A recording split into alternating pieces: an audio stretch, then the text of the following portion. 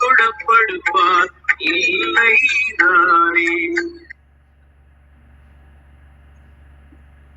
அனைவருக்கும் இனிய காலை வணக்கம். திருமூலர் திருவடிகள் போற்றி திருமூலரின் திருமந்திரத்தில் 5ஆம் தந்திரத்தில் தீவிரம் 19வது அத்தியாயம் பாடல் 1525 பார்த்துக் கொண்டிருக்கின்றோம். பாடல் இருக்கின்றது.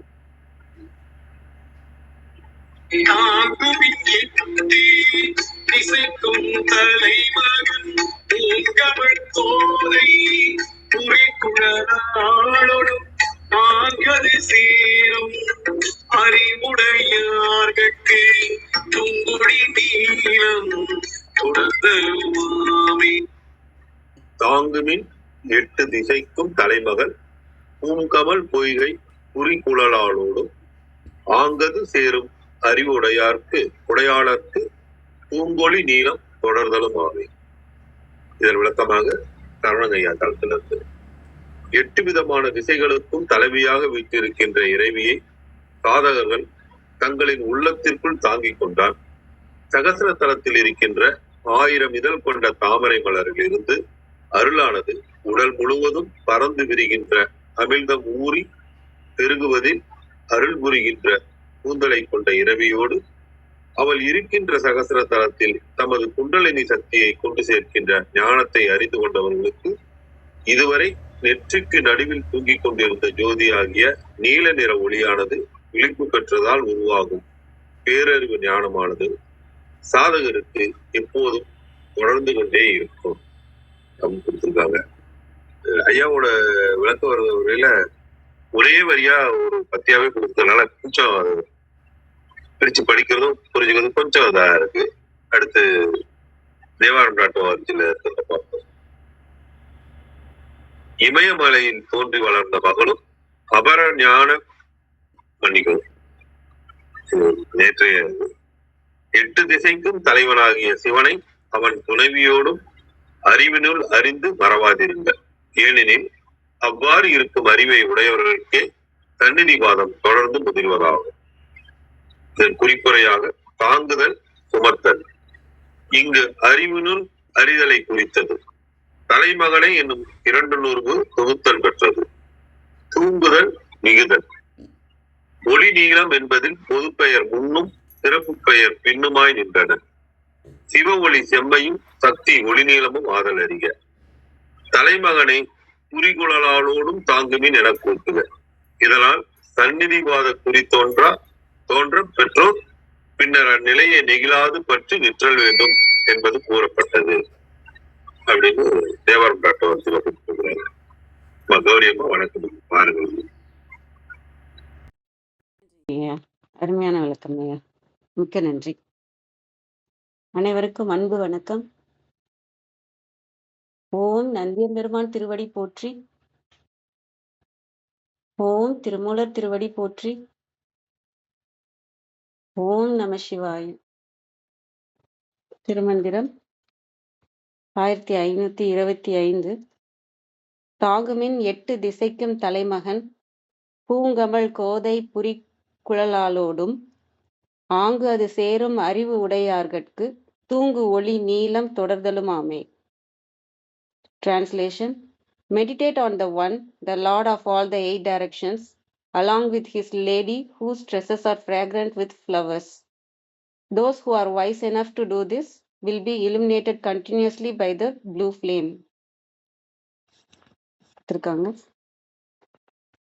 தாங்குமின் 8 திசைக்கும் தலைமகன்.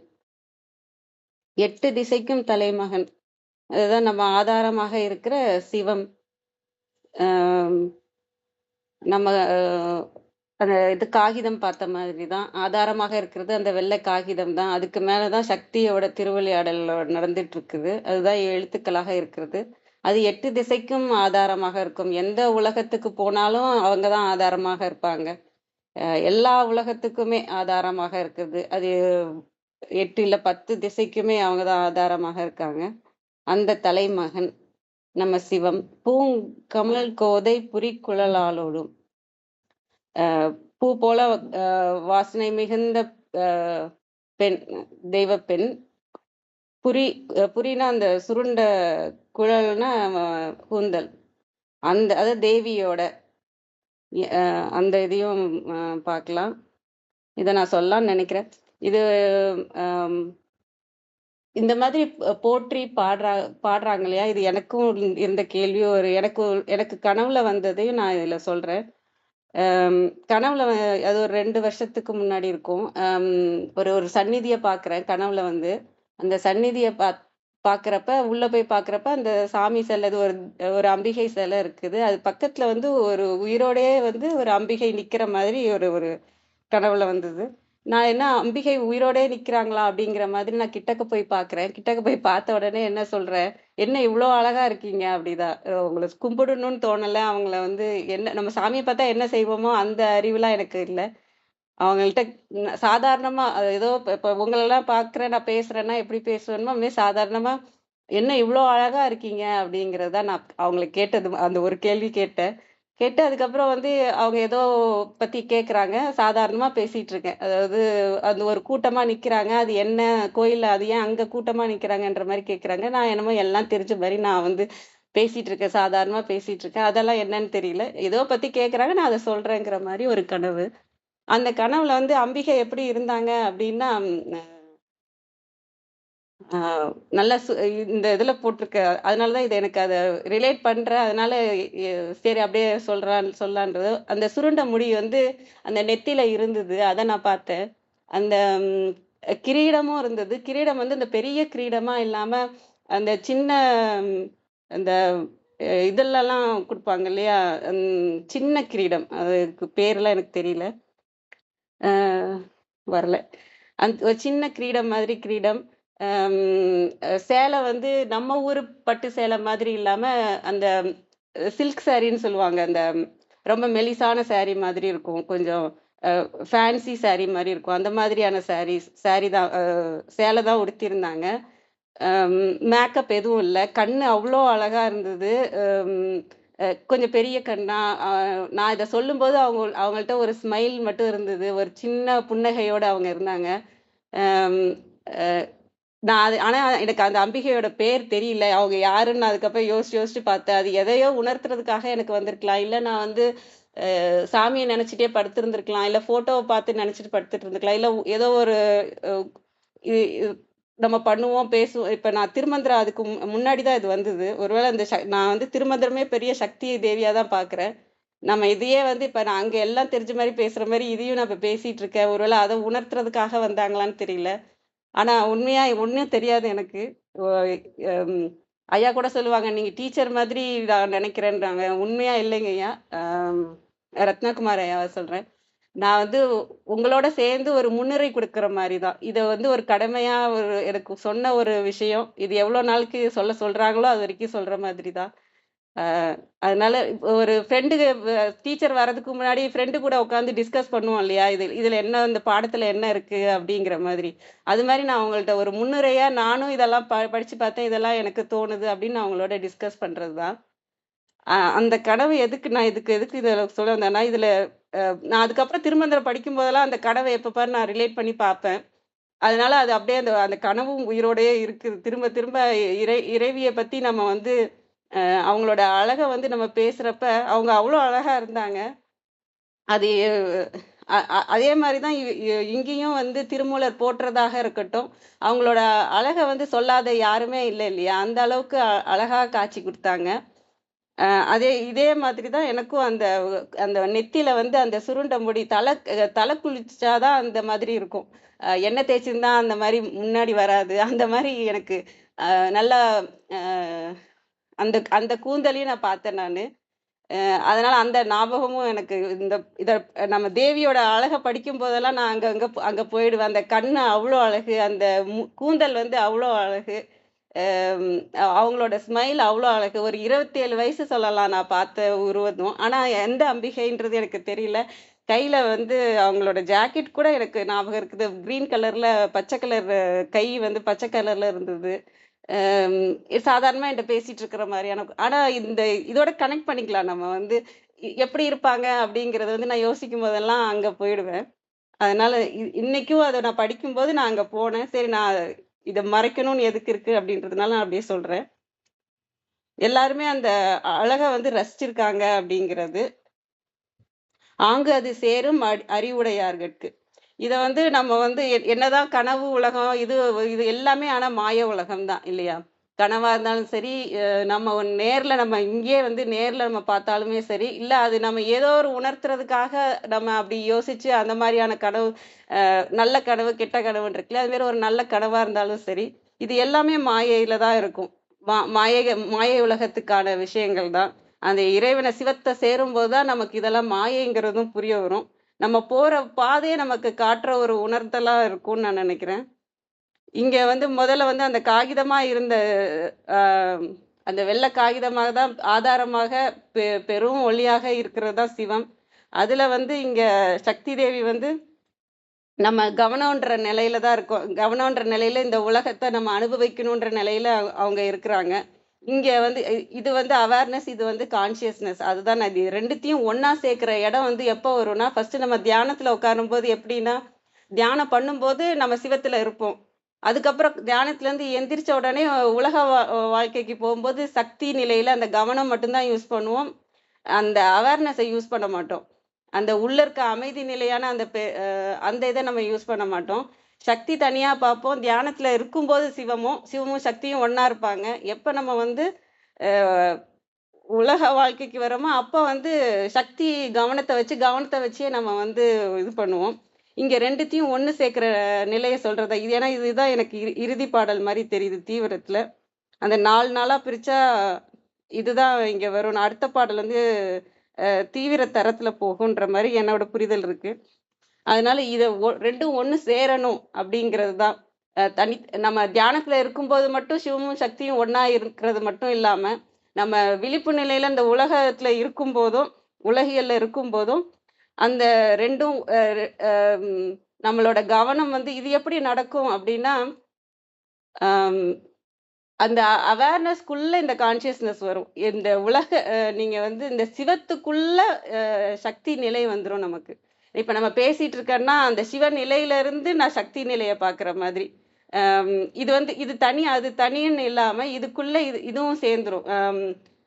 சூரிய ஒளியில சந்திர ஒளி வந்து சேர்ற மாதிரி, அதுவும் சேர்ந்துரும். இது தனித்தனியா இருக்கணுன்ற நிலைமை இல்லாம, எ சிவம் வந்து சாட்சியாக வந்து நின்றுவாங்க. அதுக்குள்ள இருக்கிறதுக்குள்ள நம்மளால கவனத்தையும் வச்சுக்க முடியும். சிவ சாட்சி நிலையிலிருந்து அந்த பரந்த பார்வையாவும் நம்மளால பார்க்க முடியும். அந்த நிலைக்கும் வர முடியும். ஆங்கது சேரும் அறிவுடையார்கட்கு. அந்த அந்த நிலைக்கு நம்ம போகும்போது தான், அந்த சிவமும் சக்தியும் சேர வச்சு நம்ம பார்க்கும்போது தான், அங்க 2ம் ஒண்ணு சேரும்போது தான், அந்த நம்ம மனதுல இருந்து விடுபட்டுருவோம். மனதுல இருந்து விடுபட்டு இந்த கவன நிலையும் அந்த முழுமையாக நம்ம விழிப்புணர்வு நிலை அது. வெறும் கான்ஷியஸ்னஸ் இல்ல, அந்த அவேர்னஸ் நிலை. அது வந்து 2மே சேர்ந்து இருக்கிற நிலை. சக்தியும் சிவமும் சேர்ந்து இருக்கிற நிலை. அந்த அறிவுடையார்கட்கு தூங்கு ஒளி நீலம் தொடர்தலுமாமே. இங்க வந்து அம் தூங்கு ஒளிங்கிறது நம்ம இங்க சக்தியாவும் பார்க்கலாம், சிவமாவும் பார்க்கலாம். ஏன்னா 2 பேருமே ஒண்ணு சேர்றது தான். அது இவங்க அவங்கள்ட்ட போனாலும் சரி, அவங்க இவங்கள்ட்ட வந்தாலும் சரி. தூங்கு ஒளியாக, ஏன்னா நமக்குள்ள தூங்கிட்டு இருக்கிறது சிவமும் தான். நம்ம அறியாமையில இருக்கும்போது தூங்கிட்டு இருக்குது நமக்கு சிவமாவும் இருக்கு. அப்புறம் சக்தியாவும் நம்ம குண்டலினி சக்தியும் நமக்குள்ள தூங்கிட்டு தான் இருக்காங்க. ஆனா, அது எப்ப தொடர்தலும் ஆகுமே அப்படின்றது, அந்த தூங்கு ஒளியா நமக்குள்ள 2 பேருமே இருக்கிறவங்க வந்து 2 பேருமே ஒண்ணு சேரும்போது, அது தொடர்ந்து இருக்கும். தனித்தனியா இருக்கணுன்ற அந்த நிலை இல்லாம, 2ம் தொடர்ந்து முழுமையான சிவசக்தி நிலையில நம்மளால இருக்க முடியும். அப்படின்றத சொல்றதுனால, இத நான் இறுதி பாடலாகவும் நான் இத பார்க்குறேன். இதுதான் இந்த பாடல்லேருந்து புரிஞ்சுக்கிறது. சிவமும் சக்தியும் சேரும்போது நம்மளுக்கு குண்டலினி சக்தியும் சேர்ந்து வரும். சேர்ந்து அந்த ஏன்னா நம்ம என்ன எதுல ஒரு கவனத்த போடுறோமோ, அதுக்கு தான் குண்டலினி சக்தி ம் போகும். இப்ப நான் படிக்கிறதுல கவனம் போடுறேன்னா, படிக்கிறதுக்கு எனக்கு குண்டலினி சக்தி வேலை பண்ணிட்டுருக்கும். அந்த எனர்ஜி வேலை பண்ணிட்டுருக்கும். என்னோட கவனத்தையும், இதையும் எல்லாத்தையுமே நான் சிவத்து மேல போடும்போது, அதுக்கும் குண்டலினி சக்தி தொடர்ந்து நமக்கு வந்துகிட்டே இருப்பாங்க. அந்த சக்தி நிவாதம் நடந்து கொண்டே இருக்கும். அப்படிங்கிற மாரி சக்தியாக பார்த்தா பார்க்கலாம். அதே மாரி சிவமா பார்த்தோம்னா, அந்த தூங்கொலியாக அந்த சிவம் வந்து நம்ம வந்து உலகியல்ல இருக்கும்போதும், அந்த சிவம் வந்து தொடர்ந்து நம்ம கிட்ட சாட்சியாகவே நம்ம உணரும்படி சாட்சியாகவே நம்ம கூட இருப்பாங்கன்றதையும் நான் இங்க புரிஞ்சுக்கிறேன். வேற யாரும் எதுவும் கேள்வி ஏதாவது இருக்குங்களா?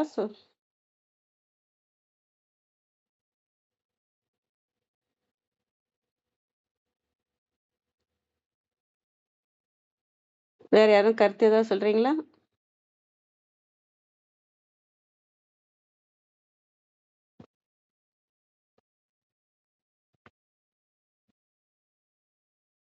ஆமா, அர்த்தநாரீயர். வாங்க வாங்க பிரணவன் ஐயா. வணக்கம் ஐயா. எனக்கு காமிக்கல உங்கள. நன்றி ரத்னகுமார் ஐயா. நன்றி. இல்ல, இல்ல, நீங்க இயல்பாவே நானும் சொல்றதுதான் நீங்க சொல்லிட்டு இருக்கீங்க. அதாவது ராஜ்குமார் இருக்காரு, அவரு பேசலாம், ஆனா இங்க பேசுறது இல்ல திருமந்திரம் குரூப்ல, ஏன்னு தெரியல. அது மாதிரி தீனதயாளன் இருக்காரு. நீங்க ஏதாவது சொல்றீங்களா இந்த பாடல் பத்தி, அல்லது இது மாதிரி இப்ப கௌரி அம்மா கண்ட கனவு மாதிரி ஒவ்வொருத்தருக்கும் அது மாதிரியான ஒரு அனுபவம் இருந்திருக்கும். அது மாதிரி ஏதாவது நீங்க பகிர்ந்துக்கணும்னா சொல்லலாம், இல்ல கேள்வி இருந்தாலும் கேட்கலாம். சரி, ரைட். இதுல நீங்க முதல் வரி சொல்லுங்கம்மா, இந்த பாடலோட முதல். ஹலோ சரியா. Hello bro, Venkatesan.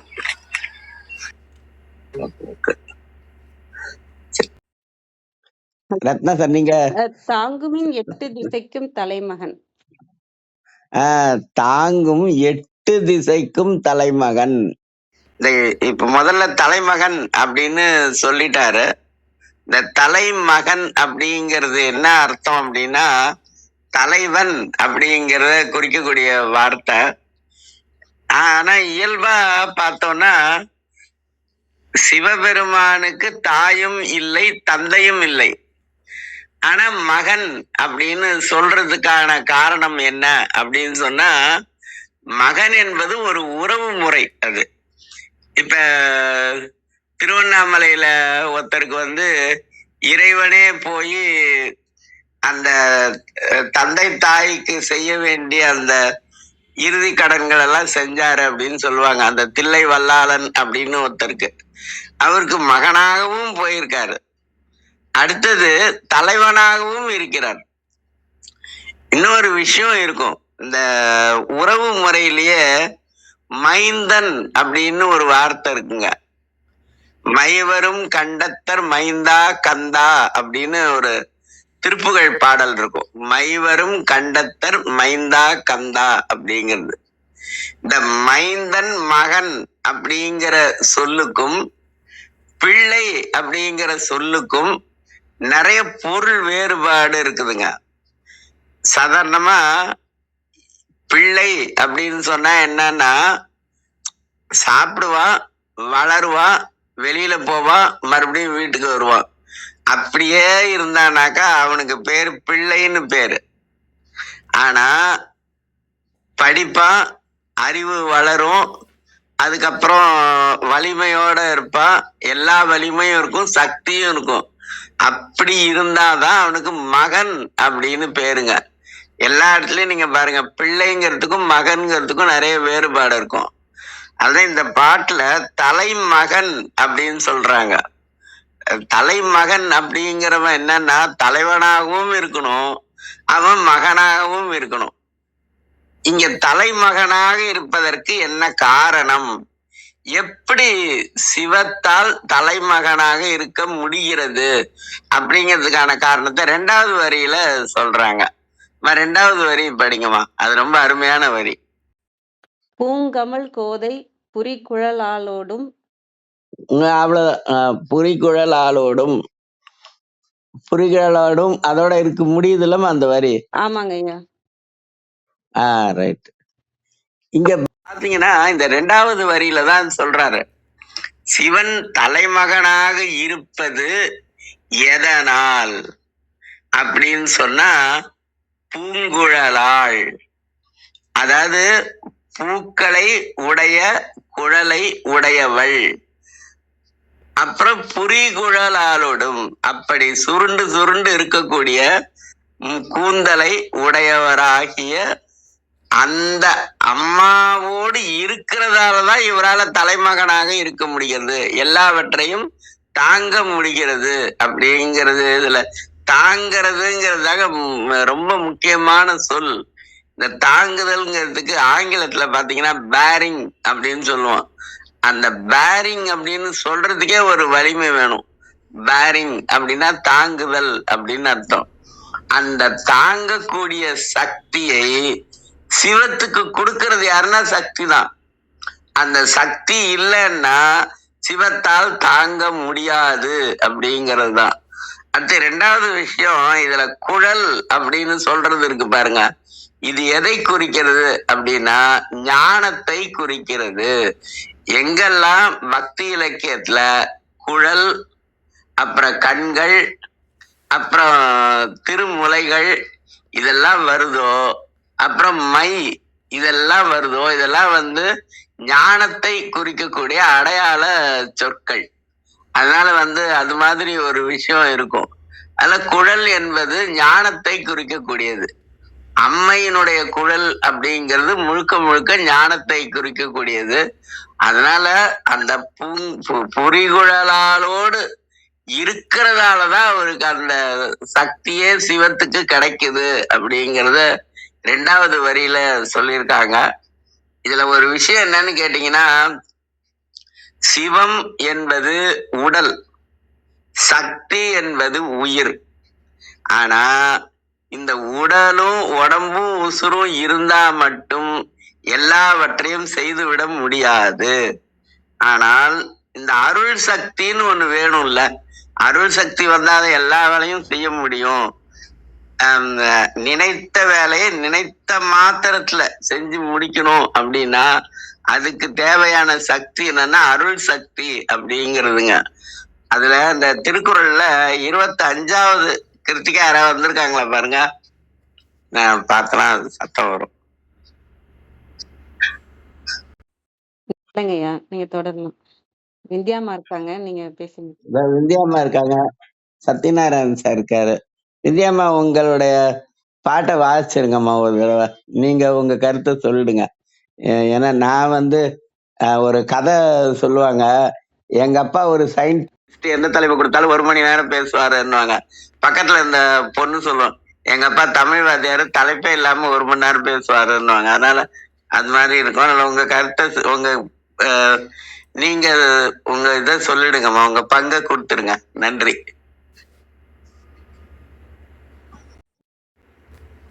ஓம் சிவசக்தி போற்றி, ஓம் திருமுலரே போற்றி.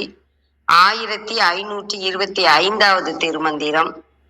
தியானம் கூட திருவருள் கூடும். திருமந்திரம். தாங்குமின் 8 திசைக்கும் தலைமகன், பூங்கமல் கோதை புரிகுழலாளுடும், ஆங்கது சேரும் அறிவுடையார்கட்கு தூங்கொளி நீளம் தொடர்தலும் ஆமே. 8 திக்குகளுக்கும் தலைவனாக இருக்கின்ற பரம்பொருளை வாசமலர் மாலை சூடிய நீண்ட கருங்கூந்தலுடைய பராசக்தியோடு சேர்த்து போற்றி பரவி பணிந்து வணங்குங்கள். ஆங்கது சேரும் அறிவுடையார்கட்கு, இப்படி அவனை நினைந்து வணங்குபவர்களுக்கு தூங்கொளி நீளம் தொடர்தலும் ஆமே. இப்படி தியானிப்பவர்களுக்கு உயர்ந்த ஒளி ஒன்று தோன்றி தொடர்வதை உணரலாம். தாங்குமின் நினையுங்கள். பூங்கமல் கோதை மன மலர்கள் நிறைந்த மாலை, புரி சுருண்ட குழல் கூந்தல், தூங்கொளி உயர்ந்ததான ஒரு ஒளி நீலம், நீல நிறம். இது பராசக்தியின் மேனி வண்ணத்தை ஓமித்து சொன்னது. கழக வெளியீட்டில்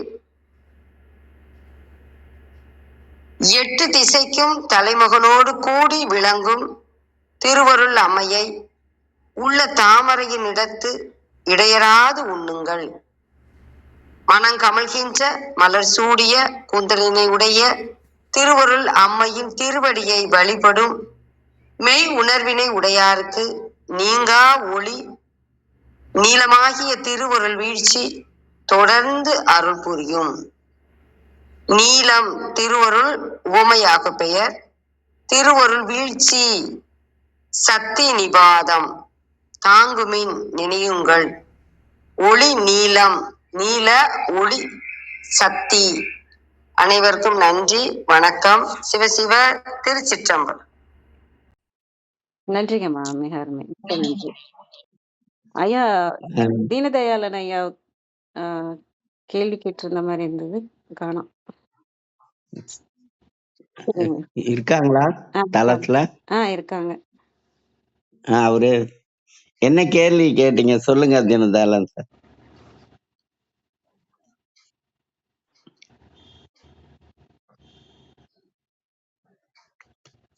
வணக்கம் ஐயா, வாங்க ஐயா. அனைவருக்கும் வணக்கம் ஐயா. திருச்சிற்றம்பலம். அம்மா ஒரு விளக்கம் அருமையா விளக்கம் கொடுத்தேன். பாதியில தான் வந்தேன். ஒரு வார்த்தை அருமையான ஒரு விளக்கம் சொன்னீங்க. சிவன் சக்தியோடு இணையும் போது ஒரு நிலை, சக்தி சிவனோடு சேரும்போது ஒரு நிலை வரும்னீங்க. அது முடிஞ்ச ஒரு விளக்கம் சொல்லுங்க. அர்த்தநாரி ஐயா அதுக்கு ஒரு விளக்கம் சொல்லுங்க. அந்த ரெண்டு நிலையில் வேறுபட்ட நிலை வரும். அது என்ன மாதிரி நம்ம மகான்கள் எந்த நிலையில அவங்க இருந்தாங்கன்றது ஒரு விளக்கம் சொன்னீங்கனாலும் பரவாயில்லைங்கம்மா. எனக்கு ஒரு பெரிய ஒரு என்னதுன்னு சொல்றது, ஒரு சக்தி ஊட்டப்படவையா நிலையா இருக்குன்னு நினைக்கிறேன். நன்றிங்க ஐயா. நன்றிங்க ஐயா. நான் என்னோட அனுபவத்தை தான் சொல்றேன். நான் தியானம் பண்ணிட்டு இருக்கிறப்ப ப்ரெசன்ட்ல இருக்கிறது தான் பெரிய விஷயமாக இருக்கும். அதாவது நிகழ்காலத்துல இருக்கிறதா பெரிய விஷயமாக இருக்கும். அது ஒரு கவனத்தை நம்ம ஒரு இடத்துல வைக்கிற இதுதான். அதுதான் சக்தி நிலையாக நான் பார்க்குறேன். சிவம் நிலை அந்த கவனமற்ற பரந்த நிலை. நம்ம அந்த அந்த பார்வையிலேருந்து நம்ம உலகத்தை பார்க்கும்போது எப்படி இருக்குன்னா, ரொம்ப விரிந்த நிலையாக இருக்கும். அந்த இடத்துல கவனம் இருக்காது. இப்படி சக்தியும் சிவமும் அப்படியே ஆப்போசிட்டா இருக்கிற மாதிரி இருக்கும். நம்ம கவனம் ஒரு இடத்துல போடுறோம். சிவம்போட பார்வையில இருந்து பார்க்கும்போது எப்படின்னா, முழுமையா பார்க்குற மாதிரி இருக்கும். இப்ப நான் கண்ணு இப்படி பார்க்குதுன்னா அப்படியே முழுமையா அன்பு பார்வையில பார்க்குற மாதிரி இருக்கும். அந்த இடத்துல எந்த ஒரு ஜட்ஜ்மெண்ட் இருக்காது, ஒரு யோசனை இருக்காது, கம்ப்ளைண்ட் இருக்காது, கம்பேரிசன் இருக்காது, இது எந்த விஷயமுமே இருக்காது. வெறும் அன்பு பார்வையா, நம்ம விரிந்த பார்வையா எப்படி பார்ப்போம், அந்த இதுதான் அவேர்னஸா அந்த அந்த இது இருக்கு. அதுதான் சிவமாக இருக்கு.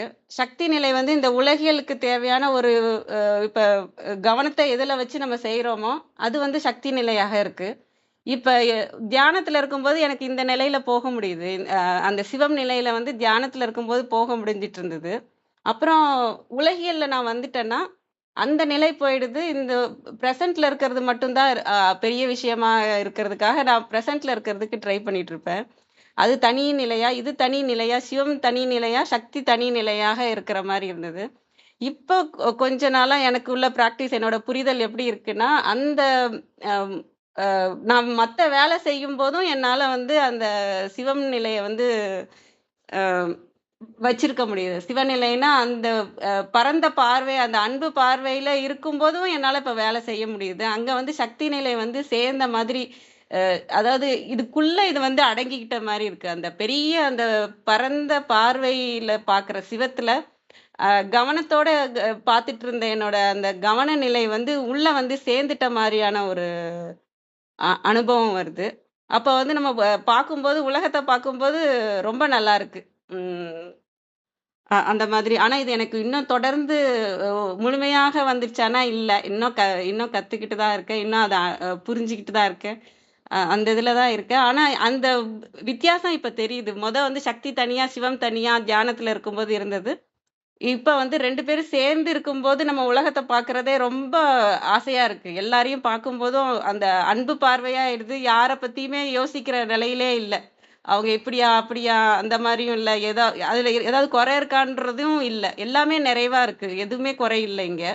எல்லாமே இறைவன் செயல்படி அற்புதமாக நடக்குது. நம்மளோட செயலையும் செய்ய முடியுது. என்னோட செயலை செய்ய முடியாத நிலைமையா இருந்தது.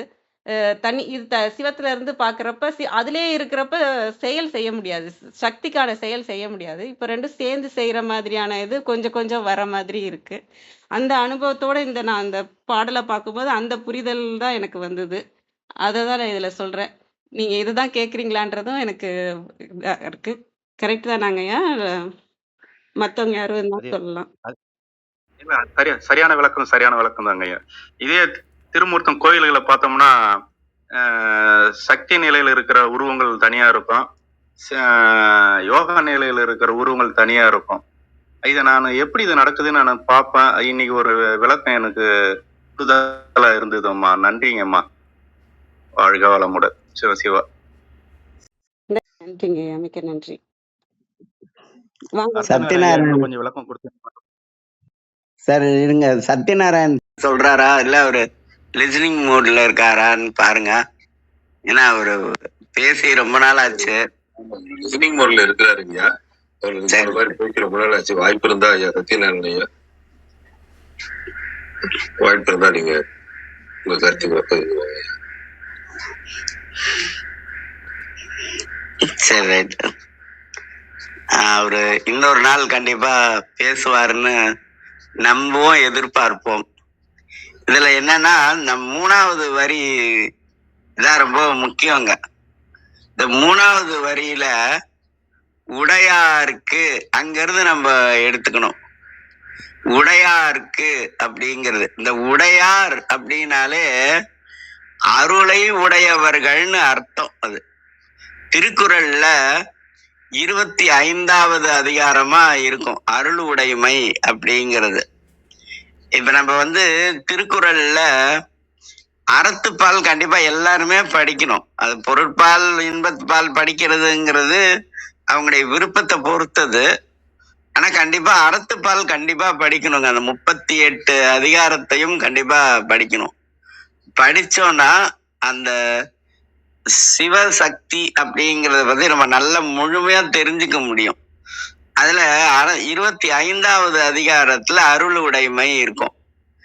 அங்கிருந்து 26வது அதிகாரத்துக்கு போனா புலால் மறுத்தல் இருக்கும்.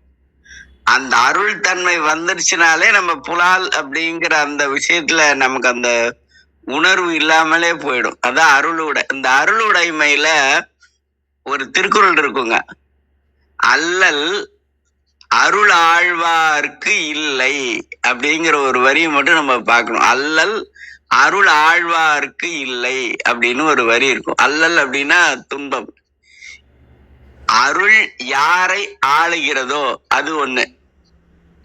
இங்கதான் தீனதயாளன் சார் கொஞ்சம் கவனிக்கணும்.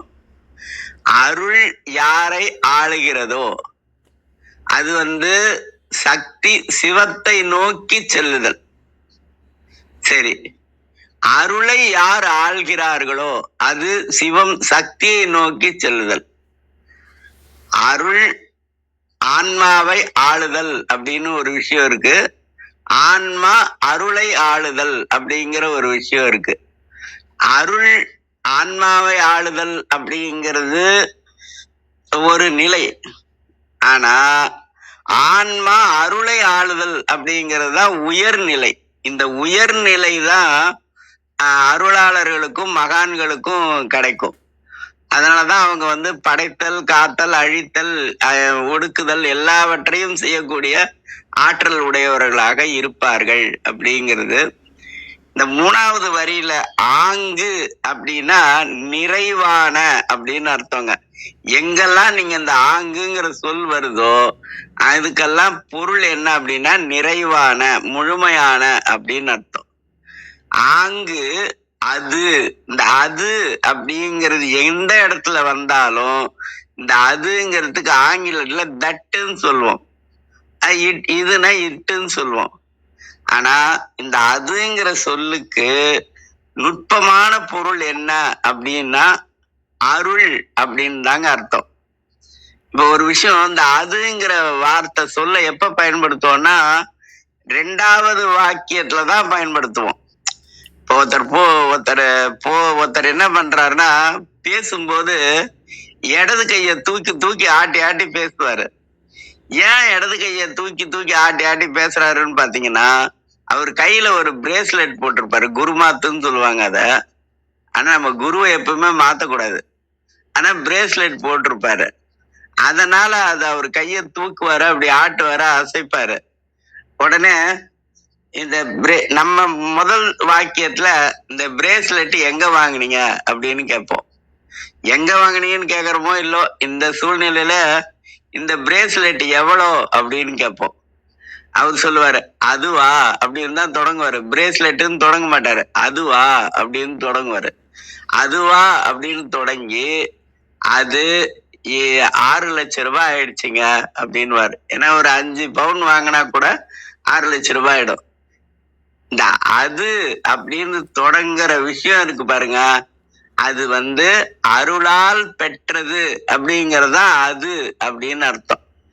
ஆக ஆங்கு அது சேரும், அது சேருதல் அப்படின்னா என்னன்னா அருள் சேருதல் அப்படின்னு அர்த்தம். அருள் வருவதுங்கிறது வேற, அருள் சேருவதுங்கிறது வேற. அருள் வருவதுங்கிறது இனிஷியல், ஆனா அருள் சேருவது அப்படிங்கிறது இந்த ஆங்கிலத்துல இன்க்ரீஸ் அப்படின்னு சொல்லுவோம்ல, அசெண்டிங் ஆர்டர்னு சொல்லுவோம். அதுக்கு மேல ஒண்ணு இருக்குங்க, ஜாமெட்ரிக்கல் மெத்தட் அப்படின்னு, அது அப்புறமா பார்க்கலாம். அசெண்டிங் ஆர்டர்ல அருள் ஏறிக்கொண்டே போகும். அப்படி போனாதான் அதுக்கு சேருதல் அப்படின்னு அர்த்தம். ஆங்கு அது சேரும் அறிவுடையாருக்கு. இந்த அறிவு இருக்கு பாருங்க, இந்த அறிவுக்கு என்ன பேருன்னா அருள் அறிவு அப்படின்னு பேருங்க. இந்த அருள் அறிவை தான் நம்ம பேரறிவுன்னு சொல்லணும். மற்றபடி 6 அறிவதுவே அவற்றோடு மனசு வரைக்கும் இருக்கக்கூடிய 6 அறிவுமே சிறிய ஆற்றலை கொண்ட அறிவு, அதனால சிற்றறிவு அப்படின்னு சொல்லுவோம். ஆனா அந்த பேரறிவுங்கிறது ஆன்மாக்கு எப்ப வரும்னா, எப்போ அருள் நிறைவாக சேருகிறதோ அப்பதான் அவர்கள் பேரறிவு உடையவர்கள் அப்படின்னு அர்த்தம். அதனாலதான் ஆங்கு அது சேரும் அறிவுடையார்கட்கு. அந்த ஆங்கது சேரும் அறிவுடையார்கட்கு 4வது வரி சொல்லுங்க கௌரியம்மா. தூங்கு ஒளி நீளம் தொடர்தலும் ஆமே. அப்படி அந்த அருள் அறிவு சேர்ந்துடுச்சுன்னா நீளம் அப்படிங்கிறது தொடரும். என்ன நீளம்? ஒளி நீளம். தூங்கொலி நீளம் அப்படின்னா என்ன அர்த்தம்னா, அந்த அருள் அறிவு சேர்ற வரைக்கும் புருவ மத்தியில தான் இருக்கும், ஆனா அது தெரியாம இருக்கும். ஆனா அந்த அருள் அறிவு வந்த உடனே அந்த நீளமான ஒளி காட்சி கொடுக்கும். அப்படி கொடுக்கிற காட்சியினால் அந்த ஆன்மா என்ன பண்ணுவாங்க அப்படின்னா, உலகத்துல இருக்கக்கூடிய எல்லா உயிர்களுடைய துன்பத்தையும் நீக்கக்கூடிய ஆற்றல் உடையதாக அது உருவாகும். அப்படி உருவான பிறகு நீக்கிறதா வேண்டாமா அப்படிங்கிறது இறைவனிடத்தில் இருந்து ஆணை வரும். அப்படி வந்தா அதை செய்வாங்க, வரலன்னா அமைதியா இருப்பாங்க. சும்மா இரு சொல்லற அப்படின்னு சொல்ற மாதிரி இருப்பாங்க. அதுதான் சத்தினிபாதம் பதிதல் அப்படின்னு சொல்லுவோம். சத்தினிபாதம் வாய்த்தல், சத்தினிபாதம் பதிதல் அப்படிங்கிறது. இதெல்லாம் எப்ப வரும் பாருங்க, இருவினை ஒப்பு, மலபரிபாகம் இருவினை ஒப்பு இதெல்லாம் நிகழ்ந்த பிறகுதான் அந்த சத்தினிபாதம் வாய்க்கும், அப்படி பதியும் அப்படிங்கிறது. இதை நம்ம பேசுறது எவ்வளவு நேரம் வேணாலும் பேசலாம், ஆனா அது நடைமுறையில வர்றது அப்படிங்கிறது அதுதான் திருவள்ளுவர் சொல்லுவார், முயற்சிக்கு அடுத்து ஒரு வார்த்தை சொல்லியிருப்பாரு, திருவினை ஆக்கும். இந்த திருவினை அப்படிங்கிறது தான் அருள் சக்தியை குறிக்கக்கூடிய ஒரு சொல். அதனால அது மாதிரி நம்மளும் முயற்சி செய்வோம். திருவினை ஆக்குமா அப்படிங்கிறது நம்முடைய முயற்சியை பொறுத்தது. நன்றி. இன்னைக்கு ஓதக்கூடிய பாடல் என்ன அப்படின்னு சொன்னா, அபிராமி அந்தாதியில 64வது பாட்டு. வீணே பலி கவர் தெய்வங்கள் பால் சென்று மிக்க அன்பு பூனேன். வீணே பலி கவர் தெய்வங்கள் பால் சென்று மிக்க அன்பு பூனேன். உனக்கு அன்பு பூண்டு கொண்டேன், நின் புகழ்ச்சி அன்றி பேனேன், ஒரு பொழுதும் நின் திருமேனி பிரகாசமன்றி காணேன், இரு நிலமும் திசை நான்கும் ககனமுமே. சிவா திருச்சிற்றம்பலம். வாழ்க சீர் அடியார் எல்லாம். நன்றி. நன்றிங்க ஐயா. அற்புதமா இருந்துச்சு. உங்களோட விளக்கங்கள் மிக்க அருமை ஐயா. மி- மிக்க நன்றி. வேற எதுவும் கேள்வி இல்லைன்னா நிறைவு செஞ்சுக்கலாம். ரத்னகுமார் ஐயா வாங்க ஐயா, நிறைவு செஞ்சுக்கலாம். நன்றிங்க ஐயா. தீவிரம் இன்னும் ஒரு பாடல் இருக்குங்கம்மா. நாளைக்கு ஒரு பாடல் முடிஞ்சு அதுக்கப்புறம் தீவிரத்துல வருது. ஒரு பாடல் இருக்கு.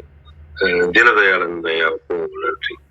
ஐயா ஒரு சந்தேகம் கேட்டீங்க, அதுக்கு கௌரியமாகவும் வந்து அழகான ஒரு விளக்கமும் அர்த்தநாரியாகிட்டு அதுக்கு ஒரு விளக்கமும் கிடைத்தது. மிக்க நன்றி ஐயா. சத்யநாராயண் ஐயா வாருங்க ஐயா. உங்களோட இதை கேட்டு ரொம்ப நாள் ஆச்சு. நேரம் கிடைக்கும் போது ஒரு சிறிய உரையாவது நீங்க கொடுத்துட்டு போங்க. நன்றி. நிறைவு செய்து கொள்வோம். நான் பெற்ற இன்பம் பெருகை வையகம் வான் பற்றி நின்ற மறைபொருள் சொல்லினேன் என்றும், காலை எழுந்து கருத்தறிந்தோதிரி ஞான தலைவனை நன்னுவரிட்டு என்று கூறிய திருமூலரின் கூற்றின் வந்திருந்து கருத்துக்களை கூறி தெளிவுபடுத்திய சான்றோர்களுக்கும் செவி கொடுத்து சிறப்பித்த மெய்யன்பர்களுக்கும் மிக்க நன்றி. தளம் நிறைவடைகிறது. மீண்டும் நாளை காலை 6:30 மணிக்கு கேள்வி